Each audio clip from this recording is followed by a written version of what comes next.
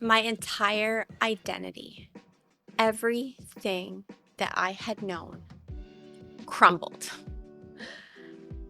And I guess when I took a look around, I see now and I realize how inauthentic I was living.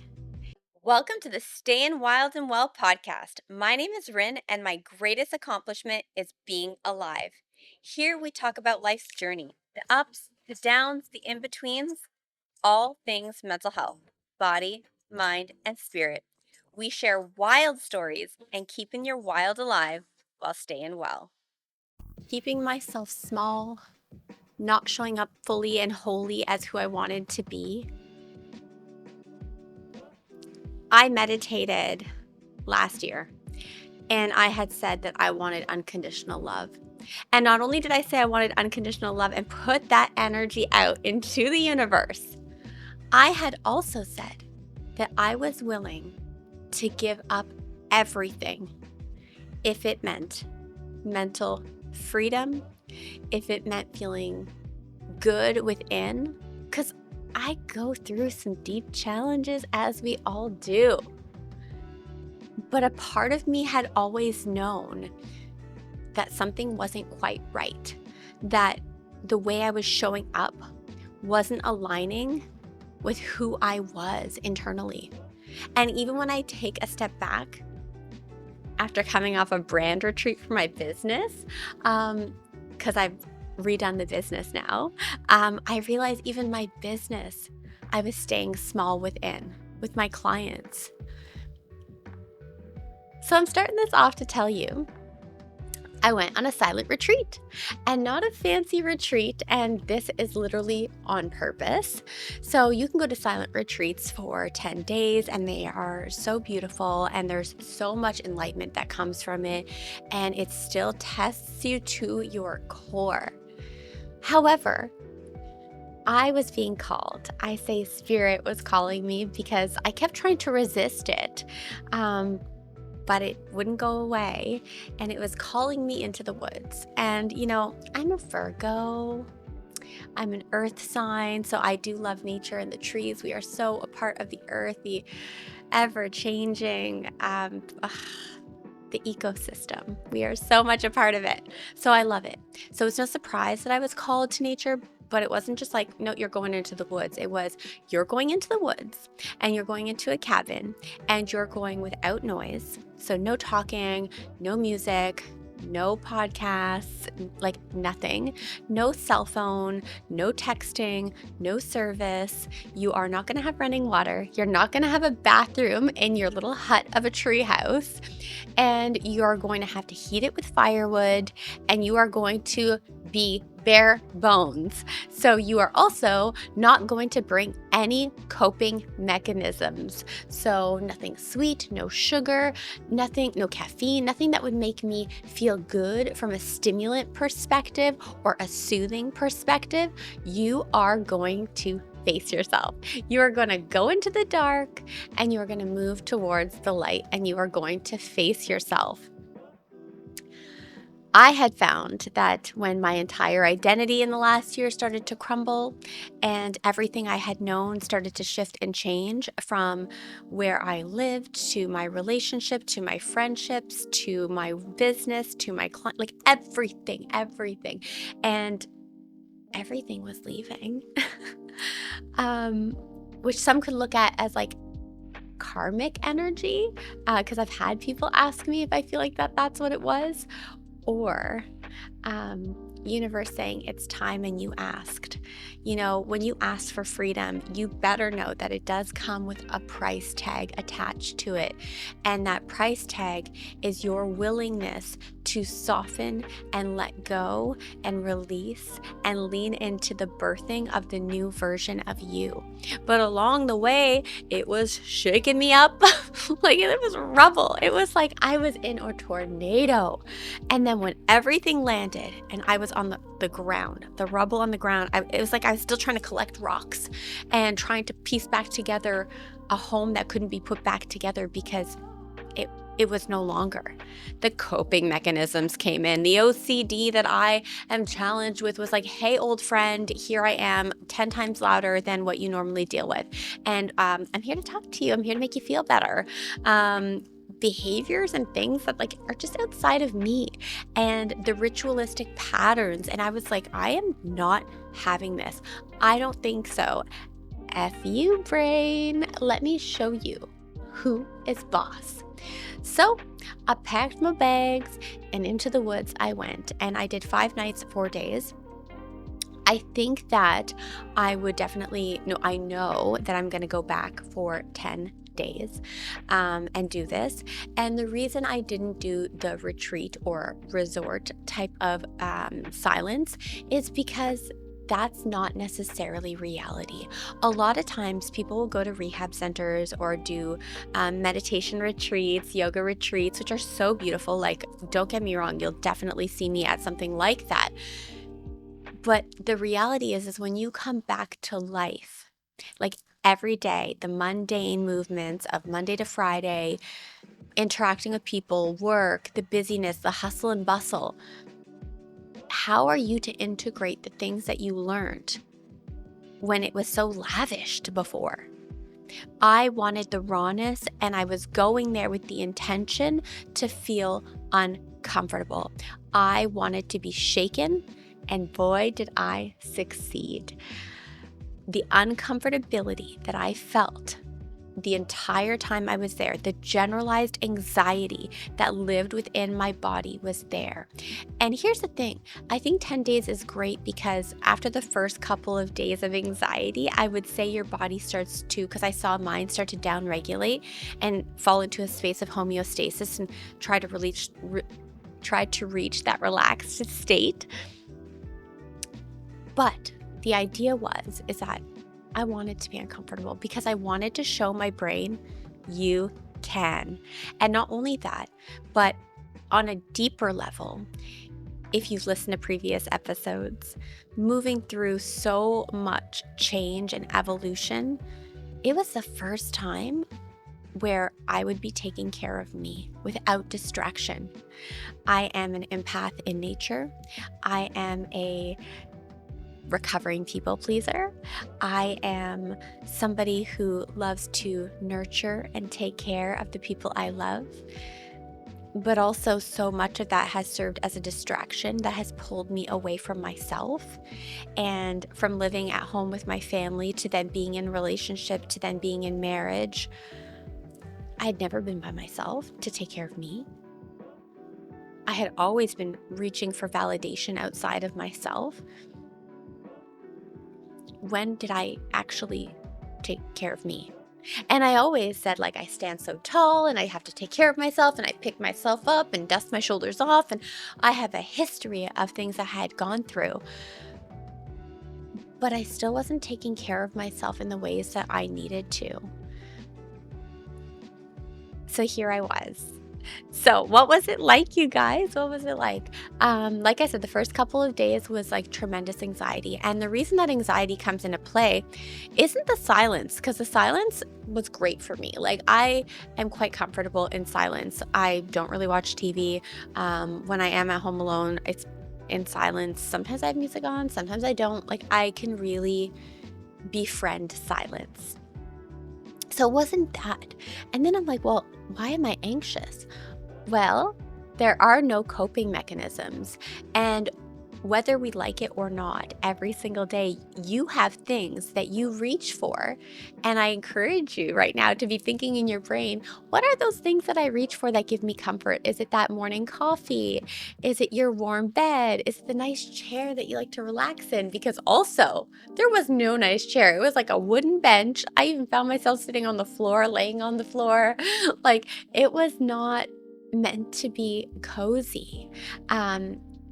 We have things that help us deal with our life day to day that soothe and bring comfort. And so here, when everything is stripped away and you're not busy in your day-to-day life, you can actually feel into the anxiety that lives within your body that maybe you didn't even know was there to begin with, because you're so busy, because you're on the go, because you're doing life. when we stop, we're like, oh my goodness. I was like, oh my goodness, you have a lot going on in there. And it's no surprise given my last year, which is another reason why I did this. But I was actually able to feel into the anxiety, which shows me that at least one of my intentions moving into this new year is that intentional time to pause. Because I do thrive off of being a busy bee and going after my dreams, doing this podcast, seeing my clients, connection. But intentional time where everything stops and I am alone. Not with somebody with me, not going fishing with a friend, not going hiking in the woods with somebody, just being with me enough in complete silence and stillness to feel what is going on in the body. When we go away in complete silence with nothing, we also give ourselves the gift of listening to that voice that we hear every single day. So we know that that voice that follows us through, whether that be the negative thoughts, the positive thoughts, we have this voice. But very rarely do we stop and listen to it. That voice may say like, hey, you need time for you, or hey, you should probably take some time off, or hey, did you take time to, just read and relax, or you should really sit down to nourish your body. That was something that I was so bad for. Like I'd be working and moving and eating and standing and just on to the next thing. We hear it, but we don't listen to it. I said, I'm going to listen to it. So when I was away, it gave me the opportunity where all I had was me. And I got to listen to those voices in the inner chatter. And when it was saying some pretty messed up things, because we have that inner critic, I was able to go deeper and ask questions and get curious and also course correct, like, that's not right, or see limiting belief systems that were beneath the surface that I didn't know existed. So Monday to Friday, when I was there, what did that look like? So I would wake up, and every single day I would start with a tea, and it would be hot lemon water with a bit of apple cider vinegar and some ginger, and I would sip and some electrolytes, because we are dehydrated when we sleep. We wake up dehydrated because we lose water. I thought I would just throw that fun fact in there for you. So this concoction is made for my wellness. So I'd wake up and I would have this, and I would fast until 11 a.m.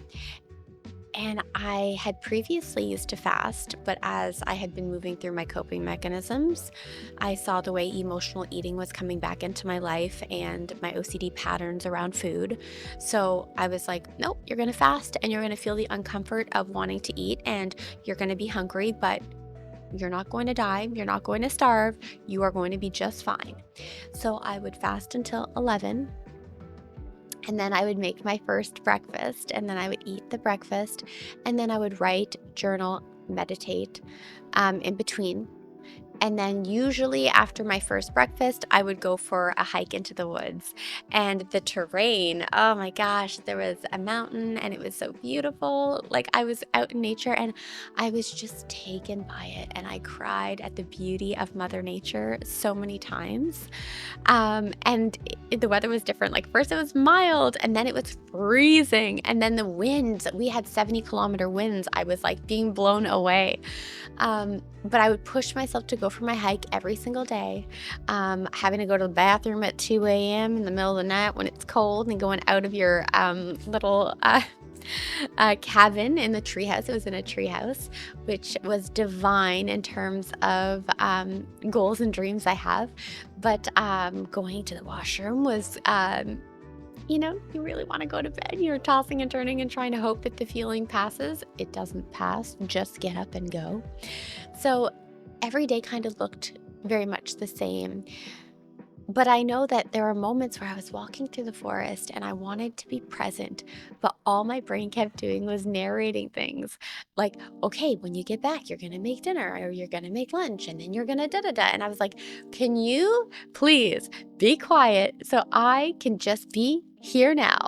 The tree is beautiful, the snow is beautiful, looking at my environment, turning it into a walking meditation, having to bring my thoughts back. It was like a 5-day meditation where you're in complete awareness of your thought and you keep bringing it back, calming it down, slowing it down. And that is really what meditation is like, right? People always say, like, I don't know how to meditate. But really, when you are meditating and you are being intentional in however you choose to open up your practice, it really is you practicing the ability of bringing your thoughts back, seeing it and bringing it back, sitting in that space of awareness. So much of that was me bringing my thoughts back. Nourishing my body with foods I hadn't nourished it with in like 15 years. That happened, and that was really big. And sitting and blessing my food and moving away all distraction. There was this beautiful moment I had, and I was outside and I was looking at my plate and I was thinking to myself, like, wow, we all go through deep challenge. Life is all about challenge and struggle and purpose and the cycle. And I was looking at my food and honoring it and blessing it and, moving away the book and saying, like, I'm going to just be present with this meal and eat it slowly and feel it. Because how often I've disrespected my food in terms of how I've honored it, right? Just like eating really quickly. And we all do this. Like, you're driving and you're eating. Because yes, at the end of the day, we do have to nourish our bodies and we don't always have the opportunity to be fully present with it. But I encourage you to try and implement that, because that is certainly something I've done since I've returned, is taking that moment to give thanks for the nourishment going into my body. But I had sat there and I'm like looking at this and I'm like, so the seed goes into the ground. And I've heard these analogies before, like the seed goes into the ground, the farmer had tended to the seed, and like all the different pieces that go into getting that food on your plate. But that's not how I saw it.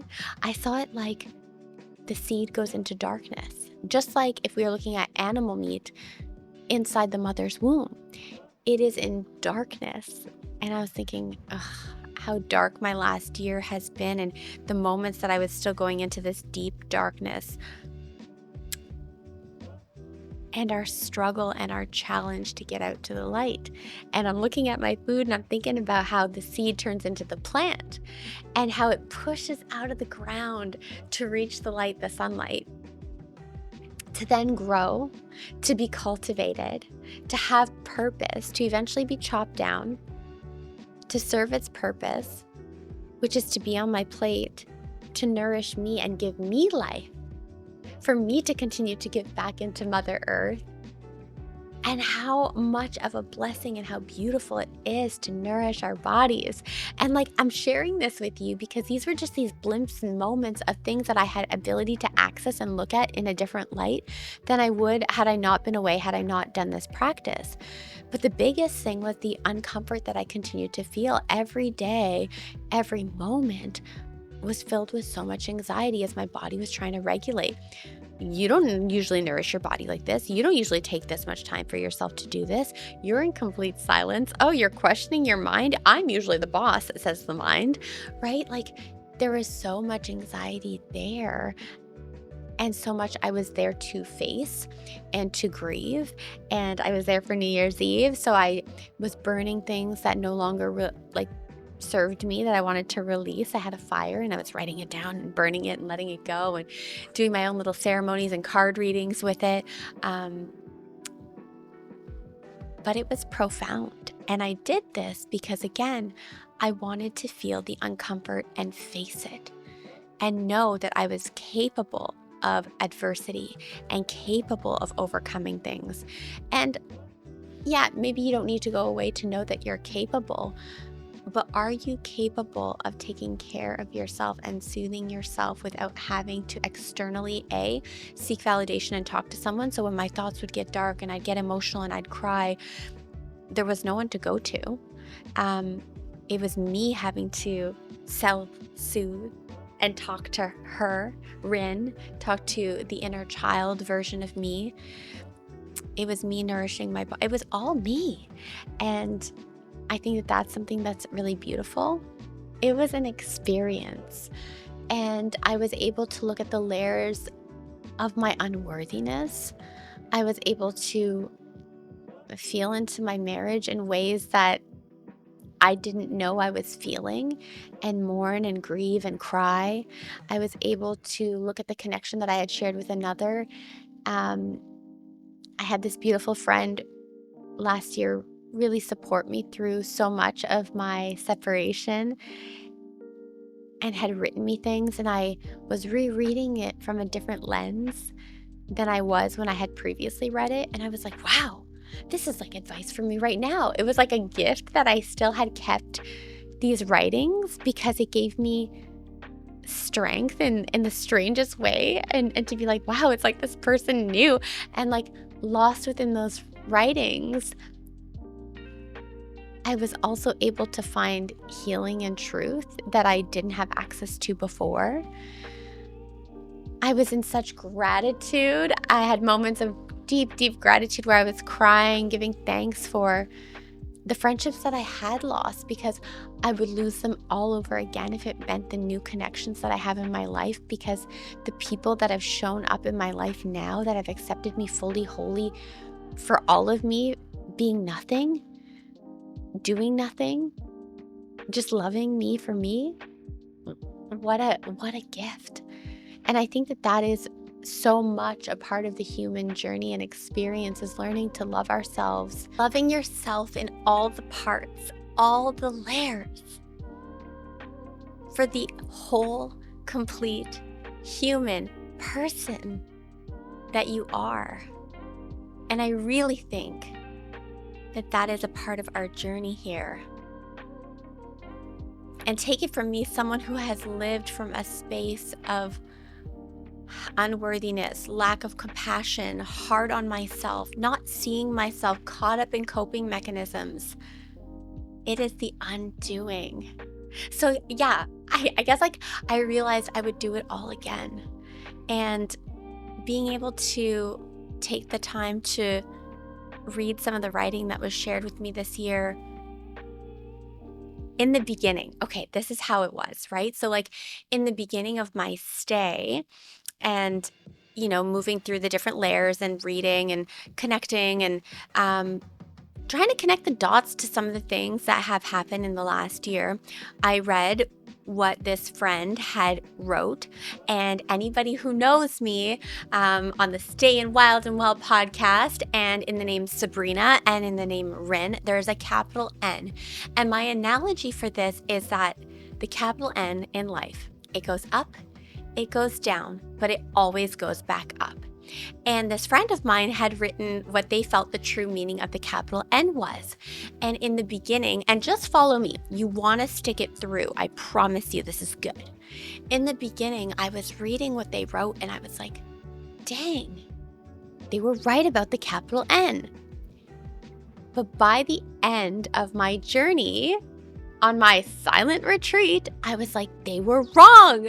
So the way I had ended my silent retreat, I woke up in the morning and I had started the fire inside the treehouse, and I had not slept in 2 days because there had been a windstorm. So the whole house was shaking, and like every so often you'd hear like a bang, and because like a branch would hit the treehouse so loud, honoring where I was at and why that might have been a part of the journey.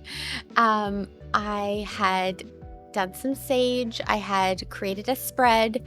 I went into meditation, and I had put on the song Spirit Lead Me. I just didn't want to go back into the wilderness and like start talking to people, and like I needed it to be a slow integration. So I slowly started with that song, and out of nowhere I just started to cry. And that's when the realization that what I had read in the beginning that my friend had written about the reality of N wasn't actually true. So I wrote it out here for you, and I thought I would share with you what they wrote about the capital N. And I bet you when you're hearing it, you're going to be like, yeah, they're right. So I'm going to share it, and then I'm going to tell you what my takeaway was about it. Okay. So they wrote, you may be pulled up or down depending on the energy you are emitting, positive and negative. Though if centered and neutral, you are grounded and energy flows towards you. This is the law of current and energy. everything on this planet is trying to be in equilibrium. And this is where we should reside, in the center of the N, neutral. So at first I thought my friend was right. I didn't like the word should, but they were saying with the capital N, the ups, the downs, and then going back up, which is my analogy, that you should rest in the middle of the N instead of going up and down, and then all things will be attracted to you. I was like, yeah, being neutral is the way to be. But here is the truth, you guys. I then wrote, wait, where is it? Okay, yeah. I wrote, and what came to me is that no. Because as I was speaking to you about, a part of the human experience, a part of our journey here is to self-actualize. It's to meet our truth. It's to accept ourselves. It's to love ourselves. It is to understand that there is no such thing as resting in the neutral at all times and expecting that the energies and the things that we want in life are just going to come to us because we are in neutral ground and we are positive. That is not the way life works. And that's why I went away. I went away to deal with myself. I went away to feel my feelings. I went away to face the darkness of my soul, to move into the light, to show myself that when I am here, which mission accomplished, I can sit through the discomfort. I can start to rewrite the patterns that are in my brain that are not aligning with who I am, to show up in my business fully authentically as me and share all the parts of me that were scared before, that woo-woo side of me that I thought, oh, people are going to judge me. People aren't going to want to work with me. People are going to think I'm strange. It doesn't matter if they think you're strange, because when you know who you are and you're standing in your truth and people are judging you, you don't really care. I'd rather be judged for all the reasons people see me as strange, weird, witchcrafty, whatever, because I know at my core, which I will create a total other episode, I'm not even the labels that they're naming me. I don't even believe in fitting inside of a box. I am just me, all of me, whole me, and a part of that human experience is the ups, the downs, and the in-between, which is the neutral. And we can't rest in one place for too long. It is important to rest in the down, in the darkness, which is where I've gone. Just like the seed that I talked about that gets planted into the ground, there is a time to rest and be there. There is a time to rest in the neutral and to be there. And then to be on the highs of life and the ups and embrace it. And not just praise when we are on top, but to praise when we are in the bottom, because we are digging into our soul, and to praise and be okay and not always having to grow and be better, to be okay, to be in the neutral. Life is a cyclical cycle, and it is a part of the ecosystem, and we go around and around and around, and the journey doesn't stop, because if it does stop, well, then our story and our time here is done. And that is not what we want. So I had realized while I was crying and just so grateful for my time and taking care of me and the anxiety that I felt and the intensity and the gifts and what it's like to be beautifully human, I realized that my friend was wrong, that we are all here just trying to be balanced. And even me, like, I was like, I'm going away so I can come back and I can feel good and I can be balanced and like neutral, and like neutrality is a beautiful space to be, but we're never going to stay there. And the expectation that you're going to constantly set yourself up for disappointment, because there's a time and place and a season for all the different parts of life that we are experiencing. And even if you were to stay neutral, that doesn't mean that the positive energies are just going to rush to you. You need to know how to move with the motion. You need to flow like the river. You can't stay from your roots to flowing, right? You don't want to be rooted in one specific space. You want to uproot and allow yourself to flow down the river and experience the ebbs and flows, the ups, the downs, and the in-betweens, where you're kind of just floating. So that was the realization that I shared. And then I wrote, so what did I learn? So I learned to listen to myself, not just to hear myself, but to listen, to ask questions, when I saw weird behaviors wanting to pop up or like little things, it was like, no, I don't have to do that. To be able to soothe myself. Um, I learned about uncomfortability, and that really to have anxiety for like 5 days, just sitting there and resting and following me through. And I know, like, believe me, I've had panic attacks. I've had stress induced seizures. I've had anxiety. I've had moments where I couldn't be by myself and at home because I wouldn't be with my own thoughts. Like, I've experienced layers of uncomfort being here, but there is something different when everything is stripped away and removed. And that allowing yourself to be there and sit there is so empowering. You don't know how strong you are. So even now, being back into my day-to-day life, I see that I can overcome a lot. And it's not like, my friend was like, well, was it kind of like camping? I mean, yeah, but I was there with a mission. If I was just going camping by myself, it's different. I was there with the deep intention to go in and to dive in and to allow myself to question it. And I think with camping, sometimes you have a little bit of tunes on or something, right? Or you have your popcorn or something really good on the fire. Like, it was like, no. Anyway, okay, what else did I learn?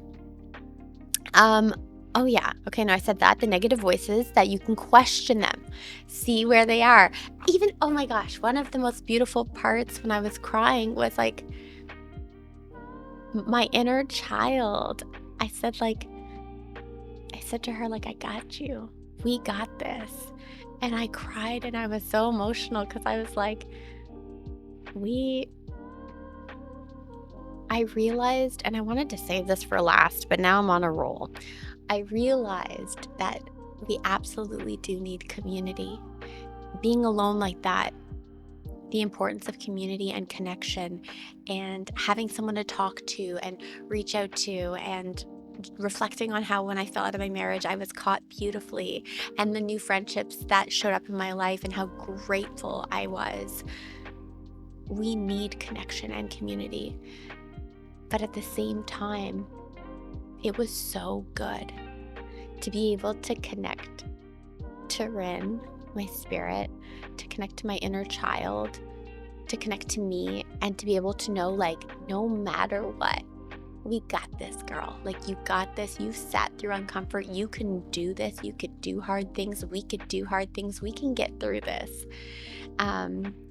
So there was that.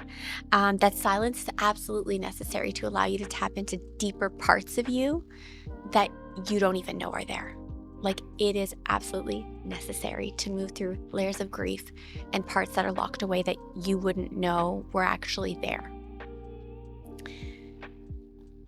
That your peace and meditation can be obtained in a crowded room, because recognizing that basically the 5 days was like a long like a long road out meditation, because like I said in previous, when we are meditating, our brains still go like over there and up into the universe and down here and then in the laundry room, and then thinking about what you got to pick up later or who you got to call or what you got to do. Like, our mind still does that when we meditate. Like, we expect to be like this enlightened being when we're meditating. That's not how it works. But when you achieve a space of peace within, you can recognize that you could be in a crowded room full of people and still be at peace and be at meditation and not be fazed, because all of that is cultivated from within here. Nothing outside of you. You need nothing. To question our beliefs that play in the background. Like, one of the things that I had realized was, oh my gosh, like, and this was rooted to like 17-year-old me. When I was nourishing my body and eating my food, I was like so grateful and felt like, wow, you really are taking care of you, Rin. Like, you really love yourself. And I was looking up at the sky and the birds. But then beneath the surface, this little thought popped up about how I used to think I wasn't worthy of even nourishing my body. I wasn't worthy of food.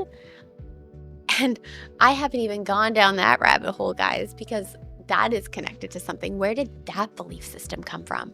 So when you see that there are parts that like you didn't even know existed, write it down, think about it, and you can go a little bit deeper to understand where that comes from. Because remember, the belief systems that play in the background of our mind and our subconscious are also connected to our day to day.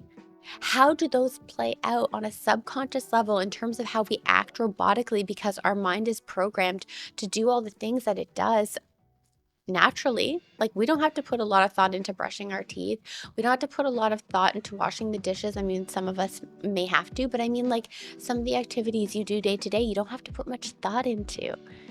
There are other things that you do that you don't put thought into that are connected to a belief system that might not even be yours, that was adopted onto you, that you're carrying. Where did that come from? And can you undo that so that that belief system can fade out and you can actually self-actualize and lean into the life that you actually want to be living because you so deserve it?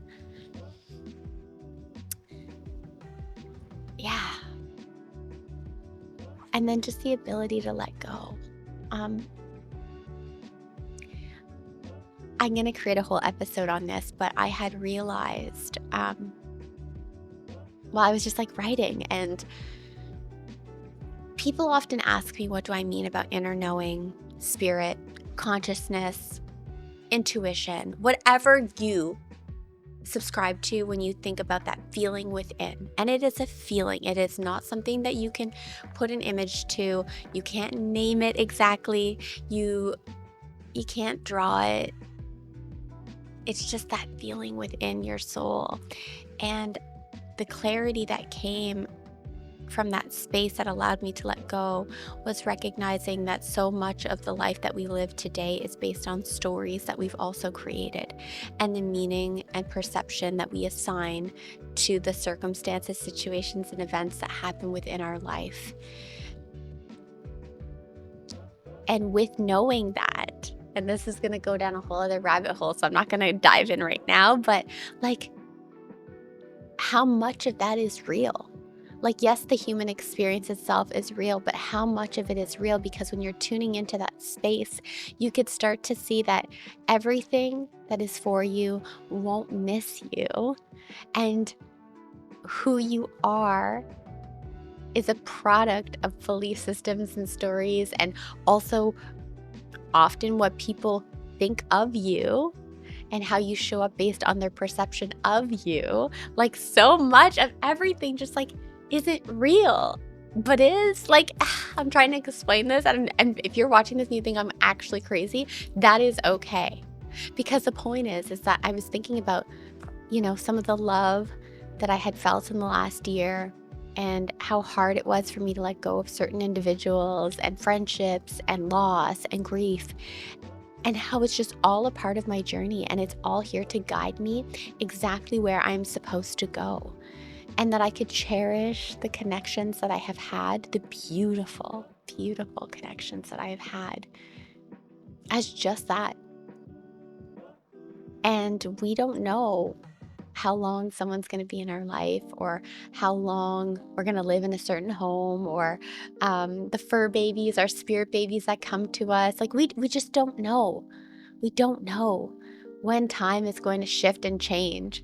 And so with that, the clarity that came was like, I can just honor what was and release it and let go, because it's a story. And whatever connection I felt in those moments to the people, places, and things are my connections. I don't need to keep searching for an explanation or an understanding of what happened and why, because like that was something my brain was doing on repeat prior to going away. I'd fall into these trances of understanding why and thinking and daydreaming, and the songs would come on, or I'd try and listen to certain songs to desensitize the brain, and all it would do was make it worse. Like, and even that was all a story.